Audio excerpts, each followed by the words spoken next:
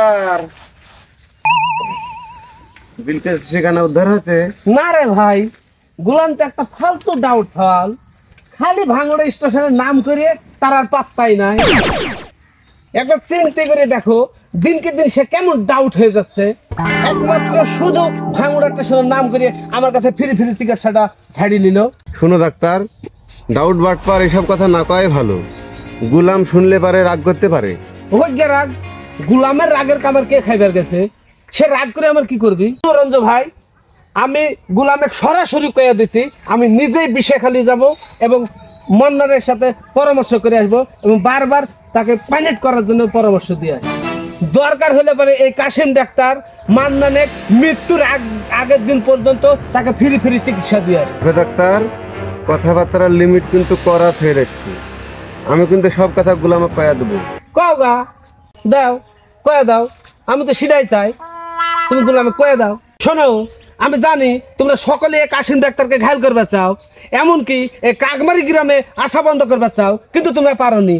তার কারণ এই কাশিম ডাক্তার তোমাকে সকলে ভালোবাসে, আর এই ভালোবাসা হচ্ছে এই কাশিম ডাক্তারের একমাত্র পাথেয়। বুঝছাও? তুমি যে আমাগো গায়ের সবারে ভালোবাসো, তাহলে পারে বিলকিসের ঠিকানার জন্য এত অস্থির হয়ে যাচ্ছে কেন? তুমি যদি বিলকিসেরই ভালোবাসো তো আমাগো কি হবে? খালি তোমাকে ভালোবাসে তো আমার জীবন আমি নষ্ট করবার পারি না রঞ্জু। ভালো কথা মনে করেছে রঞ্জু, আমার তো মনে হয় তুমি হিমের বাড়ি শ্বশুরের ঠিকানাটা জানো, এতক্ষণ আমার মনে হয়নি কেন?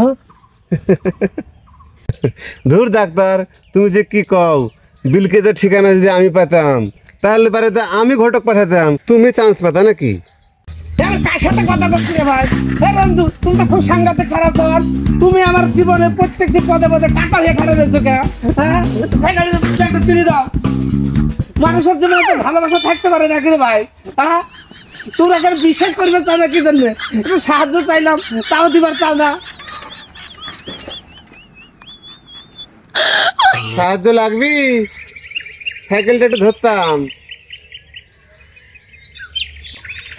গরুদা, হনন করে কোনে যাচ্ছ? শরীর খারাপ? আর কি করতেছো? আমার শরীর খারাপ, তোমার গলা ধরে কয়বার গেছি? কোনো গণক হয়ে গেছো তাই না? রাগ হচ্ছে কি জন্য? না, কালকে বড় বৌদির ঘরের উপর স্পার্কেল পড়লো, চেঁচামেচি হলো, কোনো সাড়া শব্দ পেলাম না। ভাবছি অসুখ বিসুখ হয়েছে, শটের উপর ধরে নিয়েছি।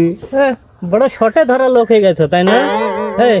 তুই বলে আমার বোন নামে আজে বাজে কথা কয়ে যাচ্ছিস। হ্যাঁ, কথাটা কি পেপারে ছাপা হয়ে গেছে গুরুদা? তুই আবার আর কি করতেছিস তাই না?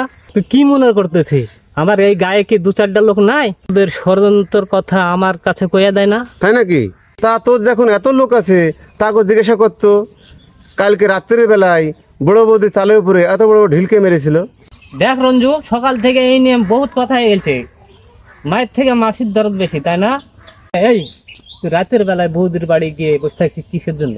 উমা, তুই কেন জানিস না? মোহরে ঘটির পরামর্শের জন্য। তুই জানিস না বড় বৌদি তো মোহরে ঘটি আমাকে দান করে দিছে। দান করেছে না ঘোড়ার ডিম করেছে? তুই জাদু মন্ত্র করে মোহরের ঘুটি গ্রাস করতেছিস, মনে করেছিস আমরা কিছু জানি না? না, তুই পার পেয়ে যাবো। কেবল তো ভূতে ঢিল দেওয়া শুরু করেছে, দুদিন পর তোর ঘাড় মটকে দেবে।